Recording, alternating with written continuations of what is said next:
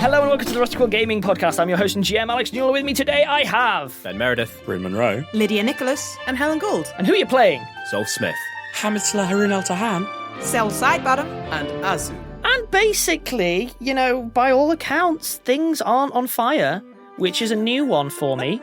I don't like it, but it's the shape of things. You're equipped. You're in a place that isn't trying to kill you yet. Yet. All in all, things seem vaguely okay unless I'm missing something. No, Alex, I'm sure that you'll put something like emotions in here, and... I have never brought emotions to a D&D game. Mostly all I do is I try and patch the holes that appear as the pressure builds from all of you. You try and skip over the emotions as much as possible. You do things to give us emotions, then you get annoyed when we try and do the emotions that you caused us to have. You pretty much have summed up all of my problems with humanity there. That we have emotions. I'm just saying all stories would be better if everyone was Spock. No, not Spock even. He's too emotional. Spock, the whole point of Spock is he has emotions. Read a book. Yeah. Let's go with... Wait, read a book? Okay. Yes. Early season data? Better. Okay, right. So you are all currently in the final stages of preparing for a wonderful voyage, also known as a really cold road trip in the sky. So, in terms of the splits, unless I'm mistaken, Zolf and Azu playing therapy, and doing... hang on a minute. Yeah, doing therapy, not playing therapy. I mean, you did manage to convince someone that, like, eliminating governmental figures is the solution to their sadness. No, they convinced themselves of that, but we didn't disabuse them of that notion. And then on the other hand, we have Team Lego, as they will be referred to, who have been quietly deconstructing and then well on the way to reconstructing an airship. Yeah. It's cool. So if you all remember last time, we did a sort of mushy time thing where we were dealing with sort of a week in a go and looking at snapshots. Mm-hmm. So I am going to be picking up where Amelia is going to be sort of formally introduced, as it were, by which I mean finally leaving the hotel room. And we're going to say it's towards the latter half of the week where I'm then after that going to get a few roles to do with the engineering side, because it makes no sense to do that prior to you then meeting Amelia Earhart. So with that in mind... Before I do so, just as a quick rundown, I have given everyone the chance to stock up, given they're in a trading hub, and given that they had a lot of things to sell. Broadly speaking, does anyone have anything especially new and shiny they want to share other than I'm better? I spent about half my money equipping the kobolds and buying them all shiny magical breastplates because I want them to stay alive and I'm worried that they won't. Azu has a shiny new ring of protection. Mm-hmm. And a shiny new amulet of natural armor, which from the description seems to physically make her skin more tough, like just covered in callus. Ugh. I mean, I have natural armor because my skin is partly dragony, so. Aw, scales. I got a ton of like small sundry items, like packs of cards and marbles, and some whistles and a collapsible bathtub. Okay, I'm going to ask this question because I've played this game before and I know what players are like. How many marbles did you buy? 50 golds worth. Whoa. That's a lot of marbles. That's going to keep the airship on the ground. Yeah, that's ballast. That's not marbles. That's so... This is why I asked. That's so many marbles. Because you can throw them, you can trip up enemies with them, you can play with them. You can bury a small town. We have bags of holding, so, you know. Oh, no, this is why I'm checking, because now it becomes a valid strategy to what you do. I throw my marbles at them. Oh, that's a lot. Okay, wow, that's a big move. Just open the bag of holding and drown them in small glass balls. 1 gold worth of marbles, Helen, is probably a bag of marbles about as big as your head. At least. And you just bought 50 of those. At least. I'm just thinking of that interaction. I would like all of your marbles, please. Not a lot, all of them. Azu also went out and got herself a tattoo on the back of her hand. It is a tattoo of... Naked Hamid, yeah? No, it's of Sasha and Grizzop. She got herself a tattoo of a flowering rose on the back of her hand to remind her of her dedication to Aphrodite, because she had a bit of a wobble, but now she is back on the narrow. I was going to say straight and narrow, but just the narrow. Last chance. Anyone else have any bells and whistles that they need to share? I have quite a few. So Cell has a feat called alchemical allocation. They had it when they were introduced, but I never got round to finding a potion that worked. And in this place, I think it kind of makes sense story-wise for like, this is one of the first times they actually, this will actually be the first time in a very long time they meet alchemists that are not them or people that they've trained. So they go out and get stuff that they can't make themselves to use in that alchemical allocation slot. So they have a stone skin. Basically what that means is they can take it and then spit the potion back out and use it again. That's what alchemical allocation means, not stone skin. Yeah. Sorry, stone skin just means your skin's like stone, basically. And because they stan Hamid, they've got electric dragon breath. That's awesome. Just because it was cool, man. Electric dragon breath. Yeah. Do you breathe a cone of electricity or a line of electricity? A line of electricity. So, like, nice, I mean, one of the things about fan culture, right, is you see what someone's done and you like it, but you make it your own, you know, in a way Love that... it. Yeah, Love so, yeah, they got there. And then because it was genuinely quite traumatizing being stuck alone in the dark, in the water, on their own, and having their leg grabbed... Don't know who feels guilty about that. They've got a dark vision potion, so they'll be able to glug that, and then just a ring of protection. And I'm assuming that Zolf basically doesn't have anything at all because he's got loads of hit points. Why bother? No, just bought a bunch of, the standard don't die package, so upgraded my cloak resistance to a +3, ring of protection +3, headband of wisdom +2. And life insurance, right? No, who buys that?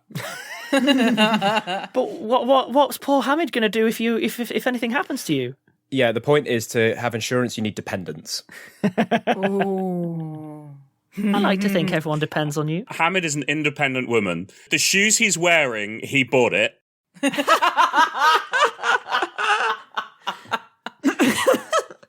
So It's Bryn's face. That's the...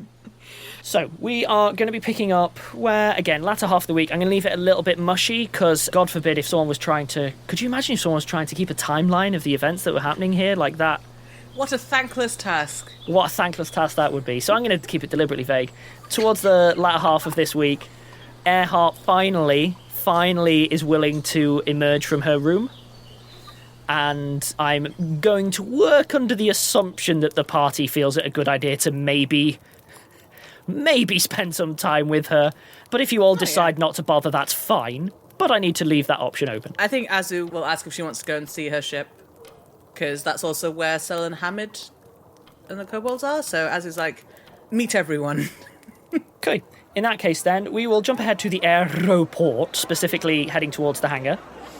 Wild, by the way, has made a point of being completely scarce the entire time that Earhart's been around, as was previously discussed. Earhart heads towards the hangar. I'm going to say that it's late afternoon, and Earhart steps into the hangar to find a still mostly deconstructed airship. Things to bear in mind, just because it's in bits doesn't mean that you're not well on the way to rebuilding it. It's just that sometimes you have to assemble components away from the thing. So what you're actually looking at is like a Lego kit ready to be assembled is the best way to describe it. If I recall correctly, you made a point of saying that the kobolds had arranged everything in extremely, Yep. It looks like a spreadsheet of parts arrayed extremely logically and carefully.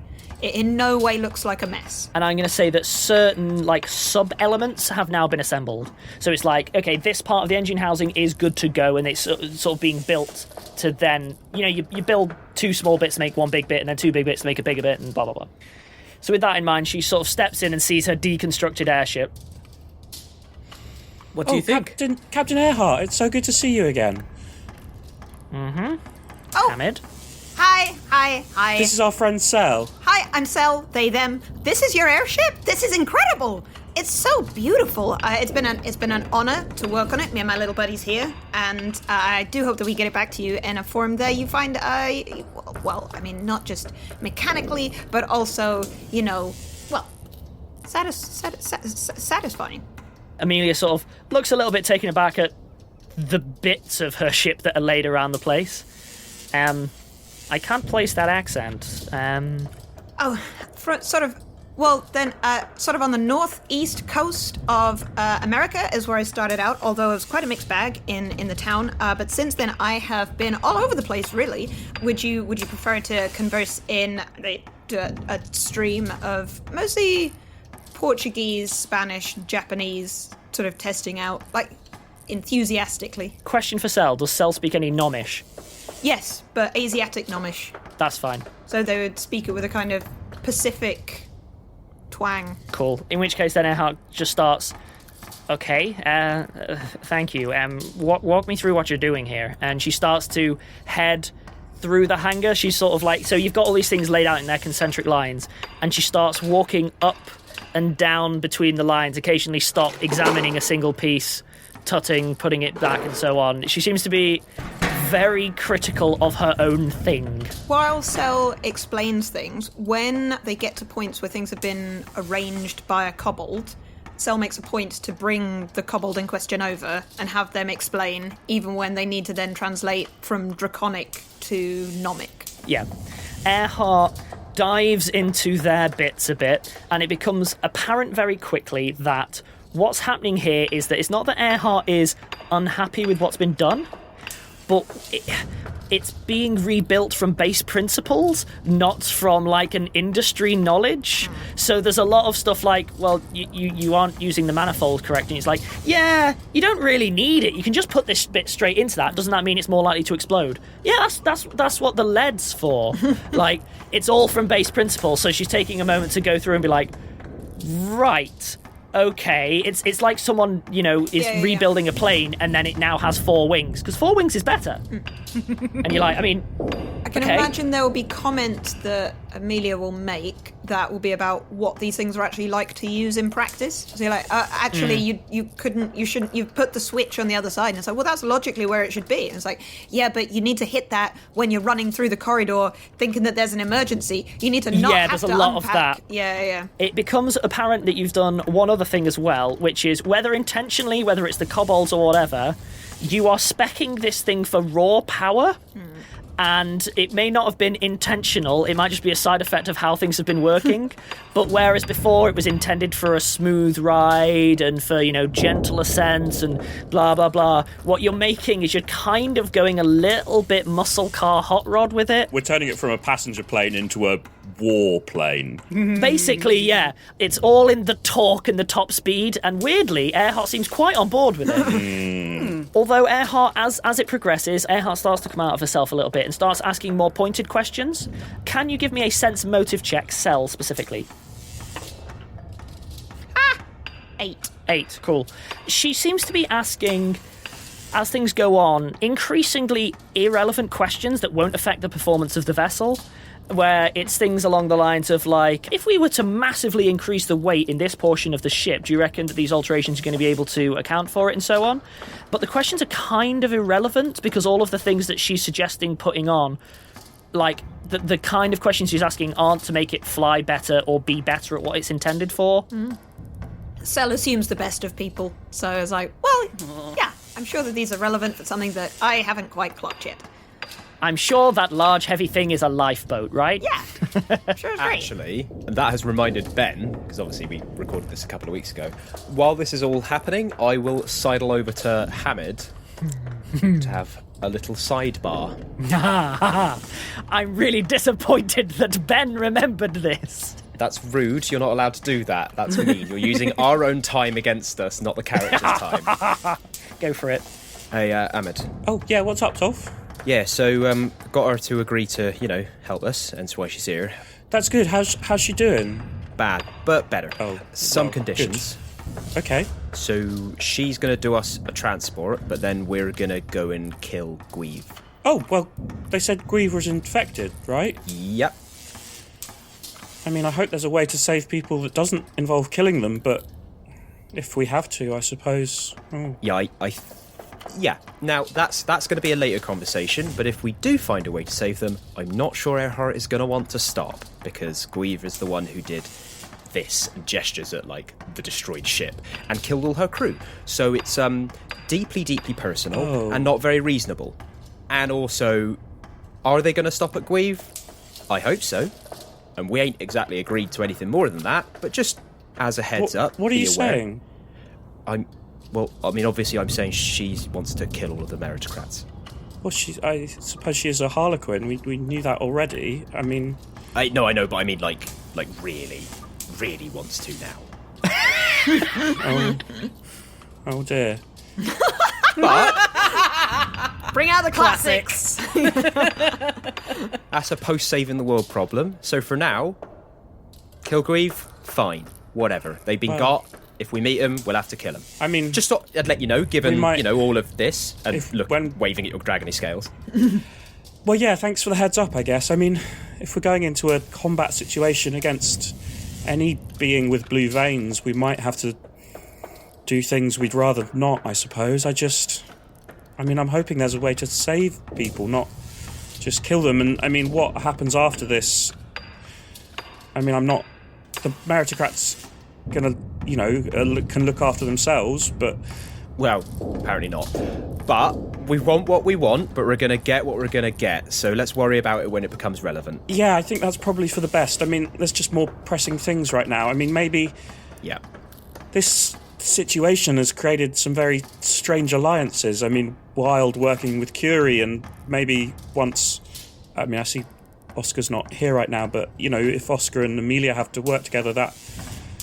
And working with us, I mean, it's all going to be... Yeah, nothing's going to be the same when this is over, is it?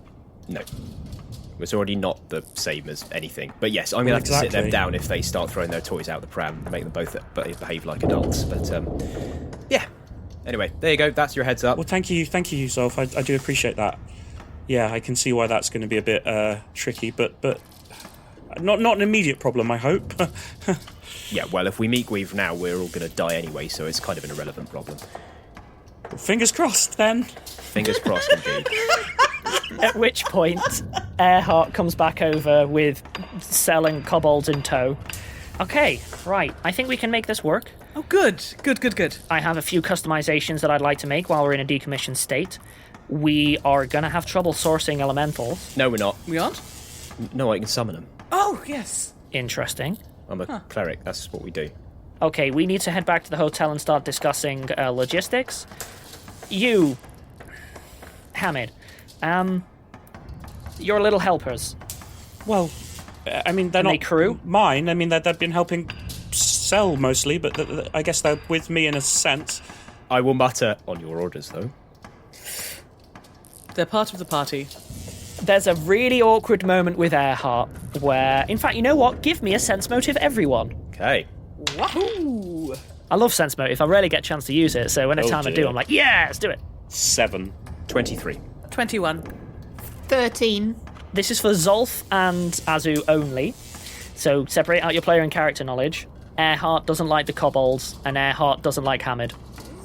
Oh, I wonder why. Maybe it's the scales and fangs and dragony bits. She's very much keeping a lid on it. Yep. You don't think that she is like a flight risk or anything like that, pardon the pun. But she is not liking this. They are affiliated with the enemy, as far as she's concerned. A little bit. Yeah. So, Hamid, your helpers, you reckon they're capable of crewing a vessel? I mean, I think maintenance definitely seems to be something they're very good at. I don't know about crewing in flight, but they learn everything very quickly. I'm sure that with a bit of instruction, they'd be able to, yeah. Yes, they've been very useful. They're great people to have around. She turns and addresses the kobold specifically. Right, so, let's lay our cards on the table. I'm a fairly direct person. I intend on killing your grandmother, your great-great-grandmother, I don't know. Amelia! What's the play here? How do you know the grandmother? I mean, I doubt it's Guive. Who's Grieve? So Amelia has agreed to come on board, as it were, in exchange for killing Guive, the infected dragon, which I feel... The kobolds, by the way, this is not translated across. Like, they're looking at this Thank like... God. What? I actually have a practical question. Go for it. What colour are the kobolds? They're red. What colour is Guive? Gold, I believe. Okay, fine. Like, to be absolutely clear on this, there is categorically no link between them whatsoever. I was double-checking. She has a vendetta. Little bit, yeah. So at the moment, yeah, she said that, and the kobolds, it genuinely hasn't translated across. Even Skrark, who has better language, is a bit thrown. What language? It'd be Japanese, but not very well.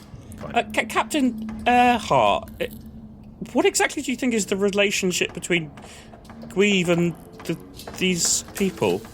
I don't really care. What I care about is if it's going to be a problem. I mean, Guive is infected. Right now, they're the enemy of all of us. I'm going to get this in writing, and then we're going to move on, okay? Yeah, if you want a contract, fine. Well, I'm going to have to talk to the kobolds properly. I mean... That's fine. I'm not going to sail with a crew that won't follow orders. Okay, I think... We may have to have some negotiation on the orders part. That's fine.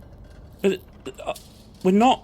Captain Earhart, what are your intentions? We're not planning to fly to Paris and take on Guive directly. We're going to Svalbard. Oh, sure, but if the opportunity presents itself, I want to know that if I give the order to shoot, people are going to shoot. Shoot what? Hamid! Guive! No, I mean, look, if Guive is attacking the ship while we're in flight, obviously I'm going to cast spells at Guive, but what do you expect the kobolds to do? Shoot what? I mean, they have spears. Not betray us. Because they've seen a big dragon. No, but they're following you, basically unconditionally, because you have shown draconic lineage, all right? So we actually do not know if a big actual dragon turns up that they won't immediately go, this is our leader now. Maybe we should talk to them about it instead of talking about them. Absolutely. I mean, that's what I think needs to happen. Yes, but... Right, please talk to the kobolds about this so we can move on with Let's this. just hash this out. I've got places to be, Fine, weapons okay. to buy. Right, let's gather round and I'll try and explain what might happen. Skrark kind of leads the conversation on. That's complicated. Well, yes, I agree.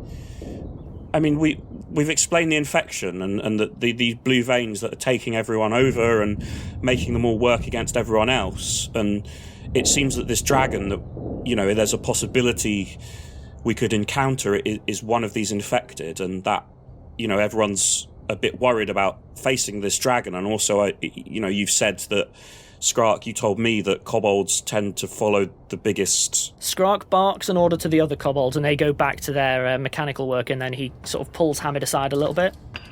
There's a part of being a kobold that you might not understand yet. They won't follow Guive, but they're not going to be saboteurs. We're not spies, of course. but you're thinking beings. You're not going to suddenly... I'm sorry that I have to bring this to you, but I guess it's useful to know what might happen if we do encounter Guive. Have you ever seen a deer when it's being hunted and it stops? I mean, I've not seen it, but I know what you're talking about, yes. That. Okay. Well, thank I won't you. betray you, but I can't guarantee how useful they're going to be if they end up running in front of what is effectively the closest words of God. Yeah. Yeah. Well, thank you for being honest with me, Skrark, and I'm sorry that we have to even have this discussion, but thank you for sharing that with me. Do you want to come and talk it over with Captain Earhart with me? Skrark actually pats you on the arm and says, after everything that's happened, this isn't exactly a high-stress situation. Well, I guess I don't want to put you all in harm's way, and that's why I gave you those breastplates. I don't want... Skrark, if I'm honest, I still think that what Shoin did to you is the worst possible thing, and I'm so terrified of doing... Skrark just starts waving his hand like, shut up. Okay. Skrark just starts walking over to Earhart and just mutters out the side of his mouth, translate for me. Okay. Skrark starts speaking loudly, and it's clearly loud for the benefit of the other kobolds who are sort of cocking half an ear to the situation as they're working on stuff. Guive isn't a dragon.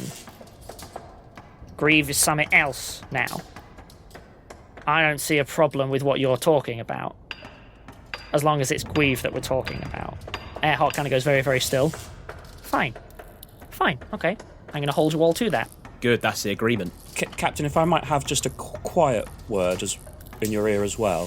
Fine. Earhart steps outside the hangar. Skrark has let me know that they're not gonna do anything intentionally to act against the rest of us, but I don't know if we can trust them to be at 100% operating capacity in the face of a dragon. They may freeze up.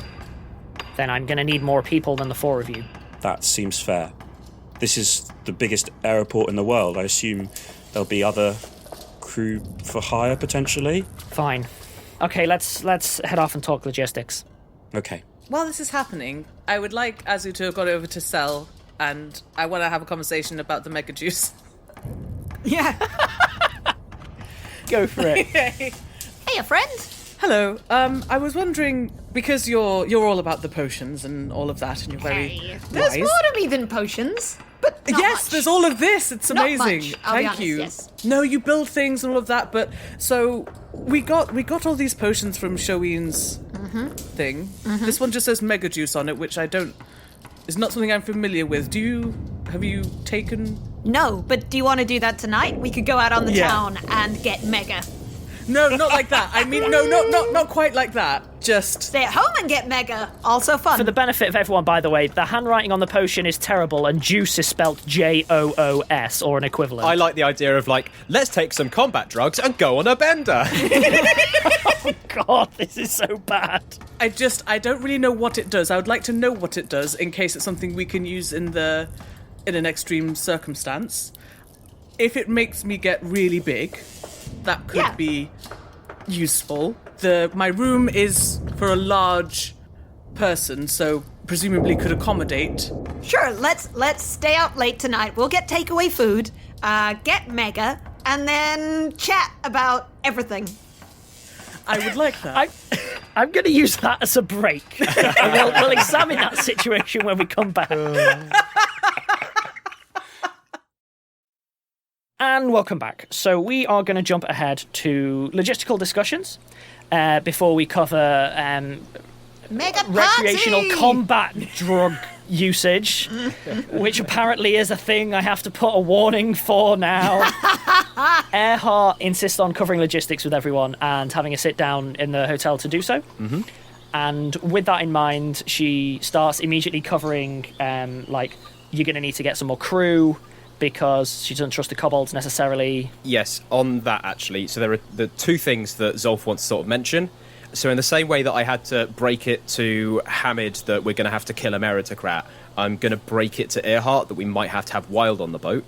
We will cover that conversation after logistics. Okay. Barnes and Carter coming with us as well. They haven't been mentioned to Earhart yet. We should mention them. She doesn't hate them with a passion, so that's less of a problem, I guess. So also, Zolf would like to try and get himself installed as first mate because he feels that like his professional experience and that kind of stuff is warranted. So Zolf might feel a little bit awkward because Zolf gets cut off and interrupted in order to be told that Zolf is going to be first mate. cool. All right. The conversation will have probably gone something along the lines of, I think we should discuss who's going to be first mate. Yeah, it's you. Let's move on.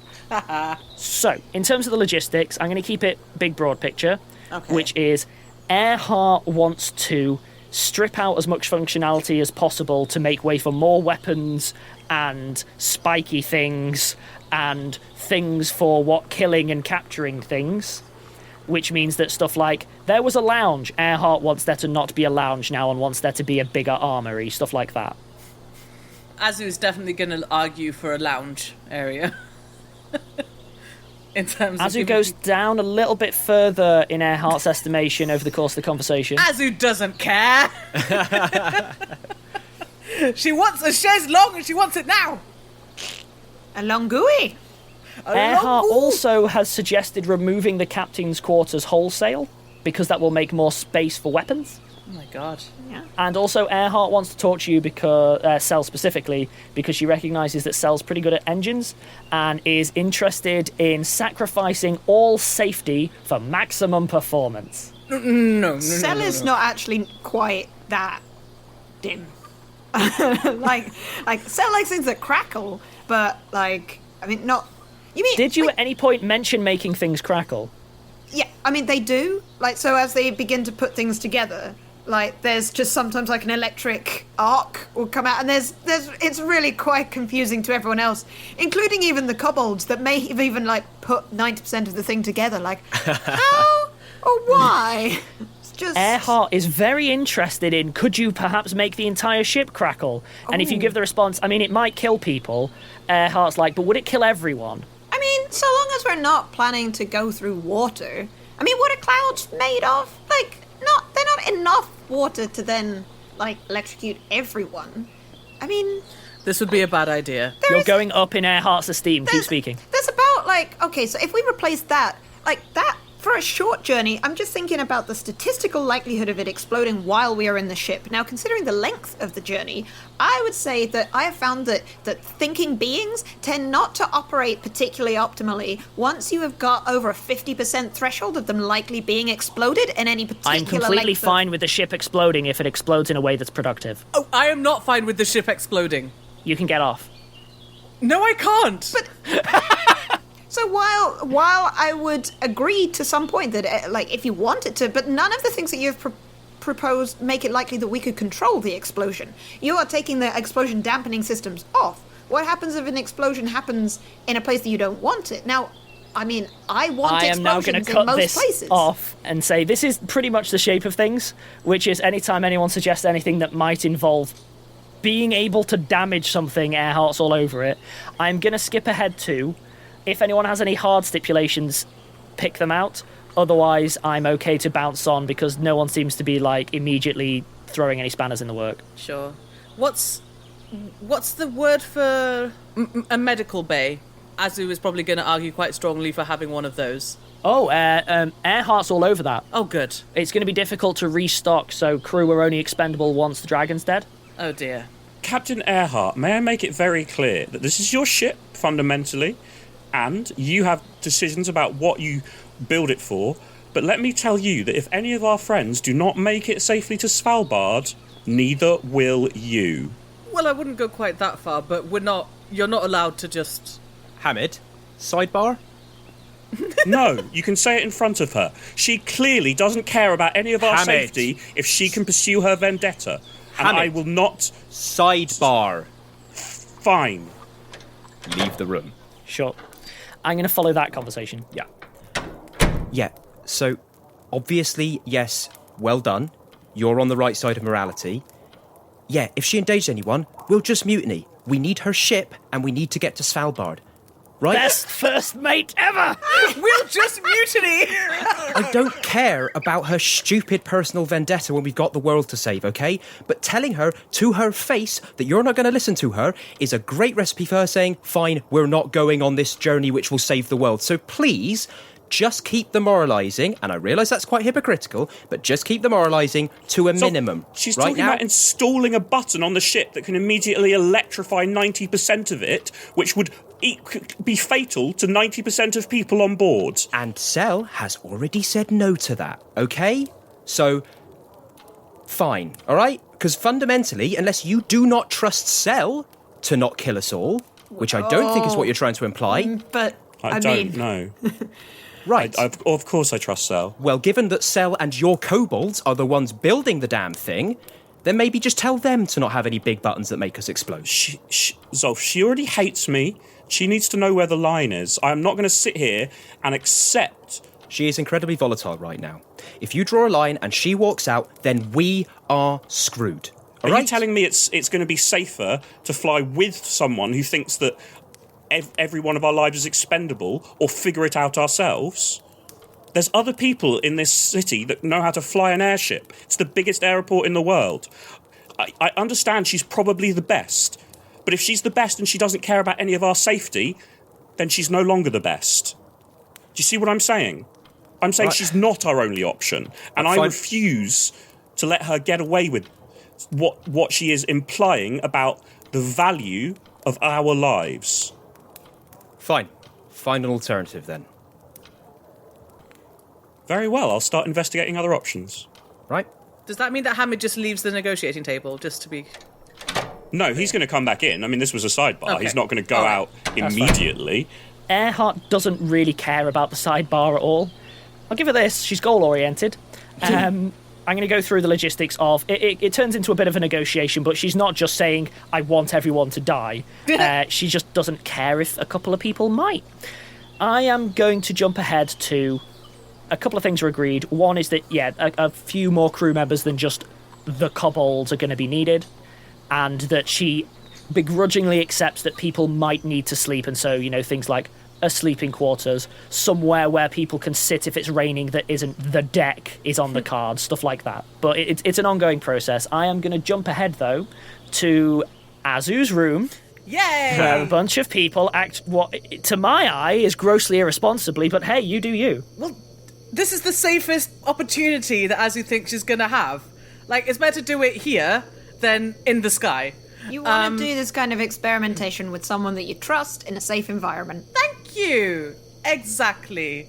Just to clearly establish the situation, is it just Azu and Sel? That's what I need to know. Yes. Sel turns up expecting it just to be us two. I need to know one thing. Well, two things technically. The first thing is one of you taking it and the other observing, or are you both going on this journey together? Azu is going to propose just Azu taking it and Sel to observe, because Sel has more experience. Yeah, this sounds like something useful to roleplay. Like, this is a thing about trust. Like, this is a... Yeah. Like, yeah. That's fine. I'm ready. That's fine. Yeah. Can you give me a fort save, Azu? Language. Sorry? I forgot. That's 29. Okay, here's what happens. Azu, you come to in the hotel room. It is trashed.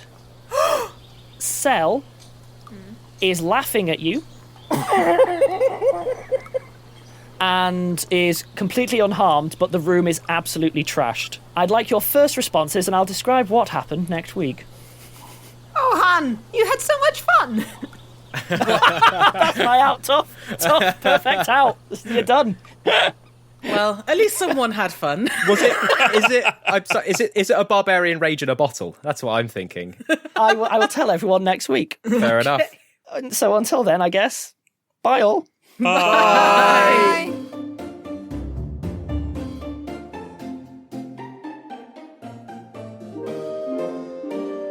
Rusty Quill Gaming is a podcast distributed by Rusty Quill and licensed under a Creative Commons Attribution Non-Commercial Share-alike 4.0 international license. Today's episode was directed by Alexander J. Newell and produced by April Sumner. To subscribe, buy merchandise or join our Patreon, visit rustyquill.com. Rate and review us online, tweet us at The Rusty Quill, visit us on Facebook, or email us via mail@rustyquill.com. Join our community on the Discord via the website or on Reddit at r/rustyquill. Thanks for listening.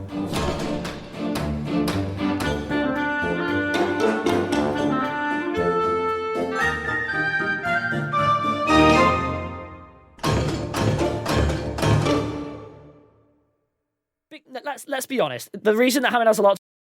Oh, Alex, sorry. Edit break. We might have lost you. Yeah, I think we just lost Alex from the call. No. Yeah. That's You're it. missing boy. Dad's away. Let's get crazy.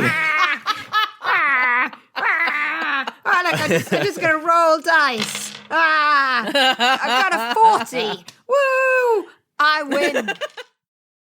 Hi everyone, Alex here. I'd just like to take a moment to thank some of our patrons. Dakota Hardy, Julie Forsberg, Haven, Michael Pankowski, Glyphsinateacup, Grace Moraca, Felicity, Alex Quitevis, Crystal Hoover, Dylan Robinson, Andrew Jones, Tim58, Griffin Irradiatedsnakes, Fearmonger, Lina Biryukov, Sara M. Dozier, Aft, RT North, Klara, Lee, Adam Salem, Stephanie Hedge, Dmitri Molotov, Tucker Rossman, Belated, Jonathan Simps, Riley Lulich, Lily N, Lucy Snow, Carolina Orejuela, Jenny ZC, Sid Troop, Angus Beth, Vanessa Chang, String and Bone, Steve Martin, Ferris the Wheel, Ariel Muravsky, Peony Foxburr, Ariel Fisher, McMed13, Mary Angela Rowe, Our Divine Ashes, Natasha Kavina, Caroline, Mort Lees, Elisar Haydar, Alexandra Davies, Maddie Phelps, and Anne O'Connor. Thank you all. We really appreciate your support. If you'd like to join them, go to www.patreon.com/rustyquill and take a look at our rewards.